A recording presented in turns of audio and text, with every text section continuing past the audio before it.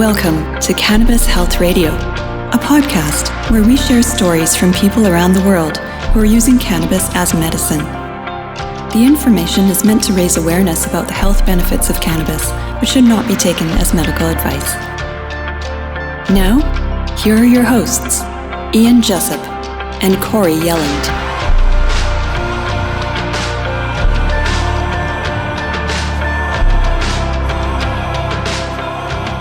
Welcome once again to another episode of Cannabis Health Radio, episode 254. I am Ian Jessup. And I'm Corey Yelland. Over the course of the previous episodes and the number of years that we've done this in Cannabis Health Radio, I can recall, Corey, only one episode where we've dealt with cannabis and pets. That's right, yeah. And surprisingly, it at that time got the most listens. Yes, yeah. There's a lot of people out there that want to use this for their animals. Today, we're going to talk to a woman who used cannabis oil to prolong the life of her gravely ill cat. And she also helps others whose pets are ill. And joining us from Sacramento, California is Britt Moise. Britt, thanks very much for doing this. Yes, thank you. I'm very happy to do it. Tell us the story of how you got involved with cannabis oil. Okay, well, I didn't use cannabis at all myself in the past. But I came across somehow Run from the Cure. And I saw that and it just was life-changing for me. It was a significant video that I just went, oh my God, this looks real. And these people don't have any motive to lie, and it looks just amazing. So I really wanted to. My mom had just had a double bypass operation, and it really scared me, and I feared for her, and I wanted to make this oil and support her system. So it took me a while to figure out how to, It wasn't that easy at first, and to kind of figure out how to do that. So I gathered this stuff, and then I was about to make it, but my cat got ill and got something that is a common severe liver disease called feline hepatic lipidosis. It's better you pronounce it than us. Yeah, say that 10 times in a row. Or it's known as fatty liver disease is a layman's term, and it's very it's a horrific thing that happens, and there is no cure for it. And what happens is the protocol is to force feed your cat until it hopefully kicks in its liver. Or, you take it when you go to the vet, the diagnosis is like $1,000. For an ultrasound, you never see. Mm-hmm. The protocol is to force feed your cat before that $1,000 and after that $1,000. And then they want $1,000 a day to put a shunt in your cat's stomach to put the food in. And, it took me all day to gather the cash to when I had to get the ultrasound.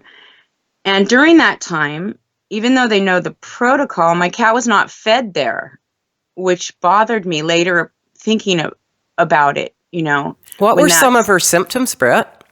So she was very yellow, went yellow pretty quick. She just stopped eating for a couple days, and that was a sign that something was wrong. And so when I took her in,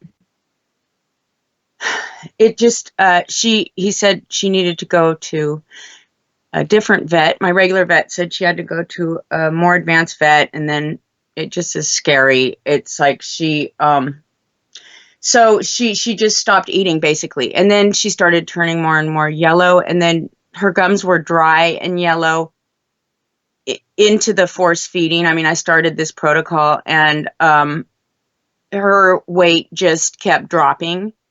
And I don't have children. I have, cats, and this was my 15-year-old cat that slept on me every night. of my life. And I just loved her to death. And so I just had strong in my mind, this cat wasn't going to die. I'm going to do everything right to save her life. And she was fading in front of me, and it was 14 days, and she was more and more yellow, and she couldn't move hardly, and she couldn't urinate, or when she did first urinate, she'd just pee right where she was. She couldn't use a box that I had a couple feet away from her on the bed. She just was really in bad shape.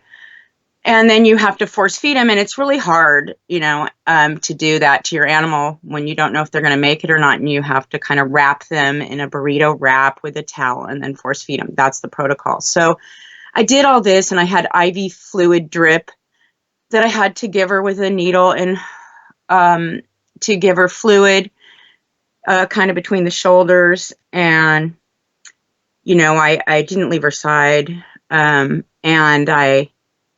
I then realized about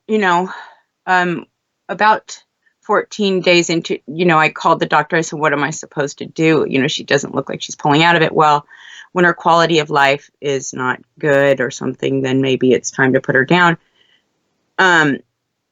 Well, I thought about the cannabis oil all of a sudden. I thought, it looks like she's going to be gone. And I thought of, I hadn't made it, and I hurried up and I made it. And I read you can't harm, you can't kill an animal, and with it. And so I read that, but I was very scared. I had never done this before. So I took like a pinhead of it and rubbed it in like maybe a quarter teaspoon of butter. And I rubbed that in her mouth, and it seemed like maybe, she might have felt a little better, but I couldn't exactly tell. And then I kept doing that about 3 times a day. And on day 3, she started pulling out of it. She turned towards the syringe. I put a bowl of food down. She started eating. She started turning pink. She was like she had gotten down with no body weight. It was an amazing state to pull out of. So I started filming it at that point, and I have it posted on YouTube because I started realizing she's pulling out of it, and so, it took a few weeks from there, and even more after that, you have to watch them for a long time, but she pulled completely out of it. And the oil was very much obvious that that's what pulled her out. And I called, before I gave it to her, I told the vet, I'm going to make this cannabis oil that I saw online, and I'm going to save her life. Now, that's what I thought I was going to do. And then he kind of looked at me like, that's a hoax, is what he said. Yeah, I was just going to say that he probably discounted it, saying it doesn't work, it's nonsense, and you're wasting your time. It's best. He said it's like apricot oil, apricot seed oil. Right. And so, which is actually really good. Yeah. So that made me look more into apricot seed oil. So your cat went from being really emaciated, dying right before your eyes. Within 3 days, it started to perk up and was feeling better, started to eat on its own. And you could sense, having the cat for 15 years, you could sense that it was recovering, correct? Yeah, Emily was recovering, and she was pulling out of it, and she was obviously feeling better. I kept giving her the RSO like 3 times a day. Did you give her the same amount, Britt? Did you keep just doing the pinhead amount, or did you up the dose at all? Well, the pinhead was mixed, with like maybe a quarter teaspoon of butter. Mm-hmm. And so, it's very, since I've done a lot of work with dosing and knowing kind of what to look for and what not to, at this point, when your cat's in this state, you're looking for your cat to just get, it's gradual. I was very cautious with it, how you want to be with animals. And, but she was so sick. What you'll notice when a cat's so sick usually is that they feel better. They're feeling better. There's signs of just, they're better when they're in a really sick state if it's helping. And that became obvious. And so I just kept doing it. And, I called the vet about 2 weeks after when I knew she was going to make it. Mm-hmm. And I said, Dr. Mink, I want you to know my cat Emily pulled out of it. And the only thing I could say is it's the oil. And I wanted to let you know. And he said, oh my gosh. He said, I didn't, he said, Britt, I didn't think she was going to make it, to be honest. And I said, she did. And it's a beautiful thing, and he said, just keep doing what you're doing, and, so since that point, I had posted something on my Facebook about it. And about a year later, my girlfriend called me and her cat was in the same state. And she was in the same position as me. And it's horrible to have that happen. Did she have the same thing, her cat? Yep. Oh. Cat had the same thing. Wow. Okay. And it's a common severe liver disease, a very common one. So cats are dying all the time from it. So that's important for me I wanted to, let people know there's another way. And so it pulled her cat out of it too. How long did it take with her cat? About 3 days. And I think that was because I was real cautious, and it was a little light on the dosing because her cat wasn't as severe as mine at that point. My cat went to a point, usually they don't return. Mm-hmm. But she had I realized in my communication there was something wrong and she wasn't giving the cat enough. So we upped the dose and the cat pulled out of it immediately when she upped the dose. Within 14 hours, the cat pulled out of it. Well, now, do you keep your cat on some kind of maintenance dose of anything?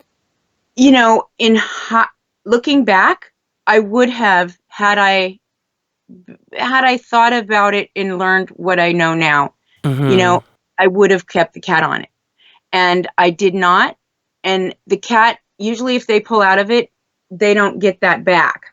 She had a normal life, but she had signs for those 4 years of a nose cancer, but it wasn't coming across like that. And it's always misdiagnosed for a long time until right before they die. So had I known, I would suggest anybody keep their pet on a very light dose. It's so medicinal as I keep myself on RSO. Yeah. Is your cat alive today?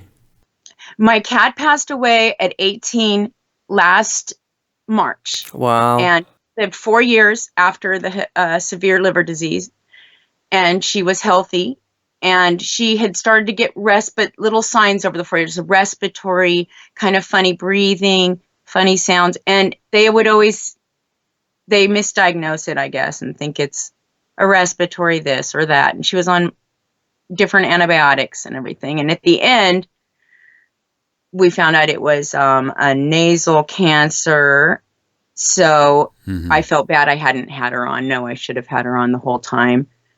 She recovered completely from the liver, but yeah, it would have been a good thing to have her on it. So at that point, it was really hard to, with animals, it's a very gradual dosing usually. So it's, hard to, you can't talk to them about it. So it's hard to all of a sudden, you can't give them like a lot of RSO like you could a person and talk to them about it, or do. When we did a year longer, and they usually die within 8 weeks of diagnose. And she was happy, and Yeah. And you had her for what? 4 more years. 4 more years.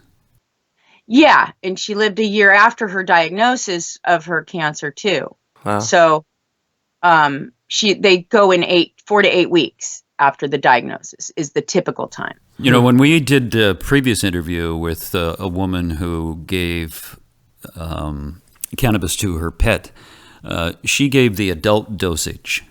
Yes. To a very Charlie Renaud. Yeah, was it a cat or a dog? Cat. It was a cat as well. Yeah, she gave a adult dosage to a cat. Her cat. Yeah, or basically did the protocol that you do for human beings. What happened? Pardon me? And what happened? A cat was She cleared it. It was fine. Yeah, but she kept the cat. She was very cautious. So, I mean, the cat was in a cordoned off area where it couldn't hurt itself or whatever, I mean, and she was very hands-on with the cat and had a lot of experience with cannabis and was able to clear her cat as well. Mm-hmm. Great. And so a gal in Washington, Victoria, has a cat, Raven, was 1 year old at the time. And she contacted me after seeing the video, and she said her cat had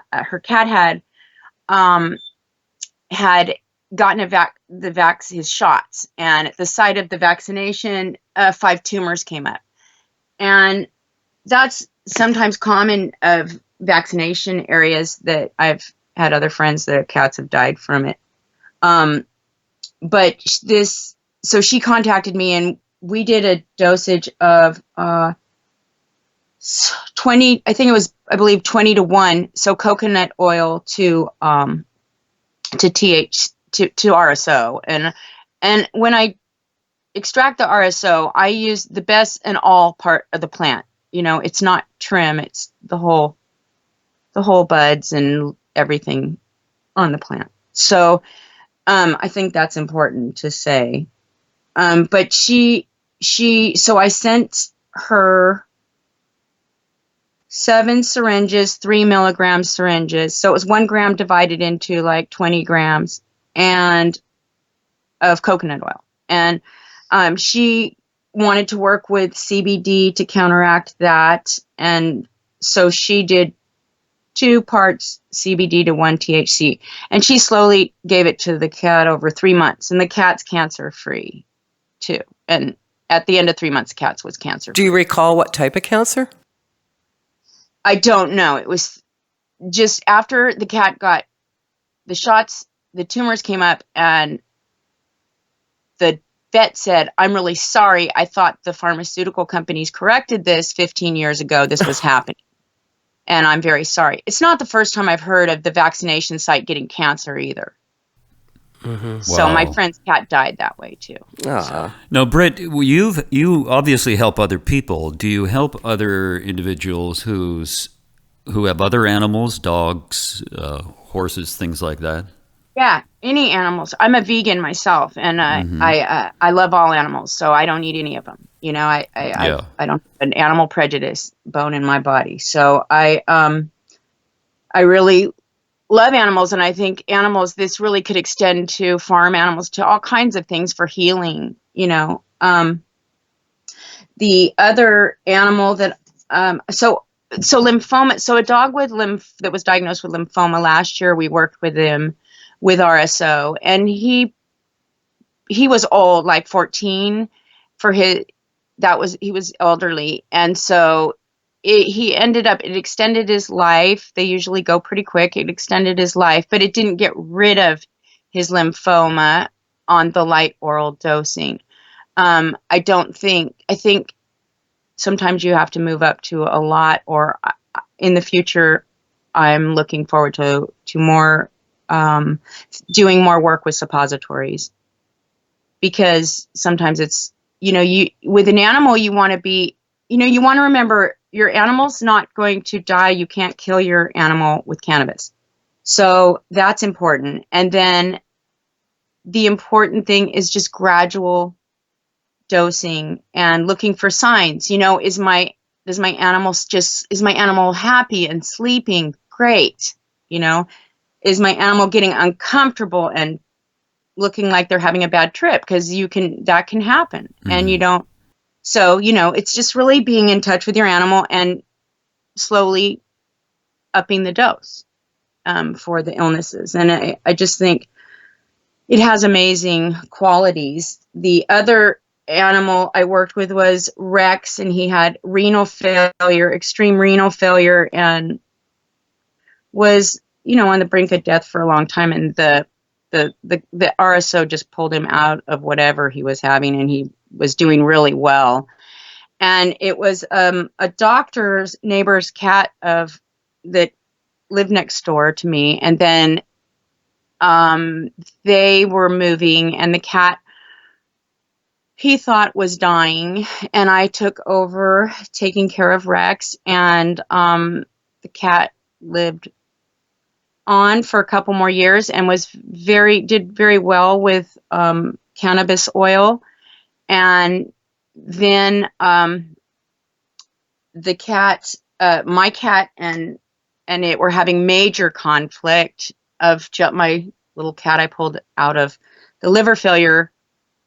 And I got like right in between them one day and ripped my cat, it just really bad cat bite, ripped my hand open. Mm-hmm. And that I rubbed RSO oil in immediately.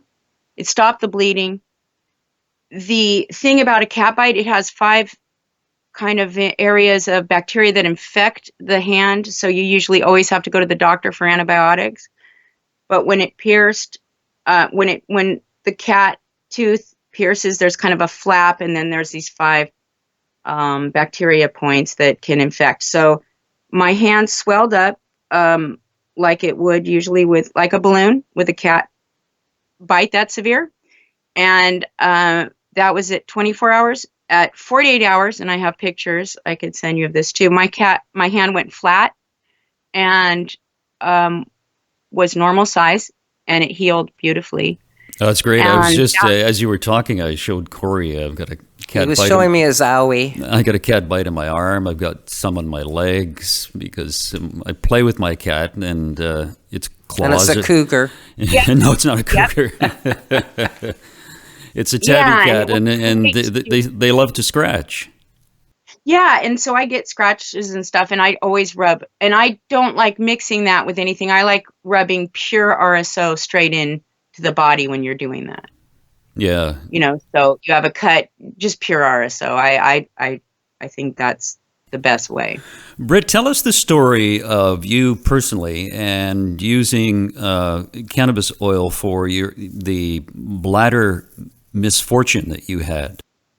Yeah, so suppositories work really great for me for my bladder, which I had an operation that they sliced my bladder severely. She told me she nicked it, but looking back on records, it was sliced severely and my bowels were packed on ice. So I had been told by a nurse that was a friend, you're going to have problems early with incontinence. So I did. And the suppositories, now I take a little bit of RSO at night, like maybe half a rice grain for myself. But suppositories really are what help to support my bladder because I can take a lot more of the RSO. So it's helped to support it so that I don't, laugh and urinate a little. Those are the kind of problems that it causes when your bladder is weak. And so that has really supported my bladder. And I think the oil supports organs really well. And so a friend of mine has had called the Widowmaker heart attack. And it's only 30% live. If you have that, usually people do not live with that heart attack, and it's the main ventricle. So only 30% live after the first month. He's still alive today, 2 years later. We do RSO. He does RSO every day. Mm-hmm. And he changed to a vegan diet, which was really important for his heart, I think, too. It's really important what you put in your body, and people forget that. And so he's really, really amazing. He's still around. The doctors expect him to drop dead all the time. They say you won't make it much longer, and he is, and he's making it, and he's thriving. And I believe it's from the RSO completely. And his diet is severely changed, so he's strict vegan. Well, it's interesting you mentioned the diet, because Corey knows this better than most people, that you have to change your diet. You have to start eating properly, eating real foods instead of continually eating junk food and expecting your body to thrive, because it won't. No, I agree. So we that's do for sure. Smoothies every morning, and raw beets and raw vegetables in there, and I make one of those every day, and he drinks that, and I drink that, and I feel way better than I have ever felt. I started really realizing I started getting a lot healthier once I started really working with RSO and understanding. You look at a cannabis plant and you plant it in. I had really bad soil, and I learned like those plants are sick and they don't make it and they're not in good shape. And you get it's just basic, like what we thrive in good soil. We thrive with good food. Mm-hmm. Tell us about the skin cancer that your mother had and how you helped out. So my mother had squamous cell cancer that was the size of like a small dime, and I have all that documented. She had a like a marble, it felt like, the size that went into her, and she said it was like felt like a core was in there that was painful. So I said, it looks funny. Let's put some RSO oil on it. And so I put some RSO oil on it, and she said, oh, it's kind of hurting. Like I said, like pulling sensation. She said, yes. And I said, let's get it checked out, because I've heard that's what the sensation of skin cancer is with RSO. I had heard that. I don't know and if that's true, but it seemed to be she felt something. And so we had a great doctor that's an osteopath, and he biopsied it, and it came back squamous cell cancer. And we had already put the oil on for a few days. And so we went into the doctor, and she asked if we could do the oil and give it 8 weeks. And he said, sure, if that's what you want to try. And we did, and we put a Band-Aid on it, and it was really did well, but it was tough. It was like, I've seen basal cell cancer go away really quick. This was 8 weeks, and there was still a little spot, but most of it had come up, it seemed like in a scab and off in the Band-Aid. But there was still a little spot. It bugged me, and I added the night before, I put some more oil and put some hemp seed oil on it, and it seemed like it brought it up to an even bigger little scab. And it was a tiny part. And then, so he said, are you happy with it? I said, I am, but right here, I would have liked more time. And he said, well, he was ready with another doctor to cut into her and had the scissors and all that stuff. And he just had to take a little card with a razor blade, and he just razor bladed it off, and it had negative margins. And so she has no more cancer. And it got rid of it, and she doesn't have a scar. It's just like slightly lighter in the area. And that worked really well. And I was glad we got it documented at a hospital here at Sutter Hospital. So now, did she do any oil internally, Britt, or just applied it topically? She applied it topically, but she takes oil. Mm-hmm. She takes oil now. I don't think she was at the time, but she takes oil now at night. So, Britt, outside of your own cat, and your cat was called Emily, I think you mentioned, right? Yes. Yeah. Outside of Emily, are there any other really dramatic cases issues that you've helped other people with using cannabis oil that you can recall at the moment? With animals or people? Animals. Oh, okay. Basically, my biggest experience is with Emily, with the feline hepatic lipidosis. It's a common thing that animals are dying from, and they don't need to. Mm-hmm. And Victoria, the tumors were really significant for her cat Raven, who's 1 year old, and she's a beautiful black cat, and he's doing really well. And the other, I'm working with more animals and, looking for more experiences with healing. My cat is my 18-year-old cat. I had a family of four. So my 18-year-old cat, the one that's left, he's elderly, and he gets RSO every evening, and he's in good health. How do you give it to your cat?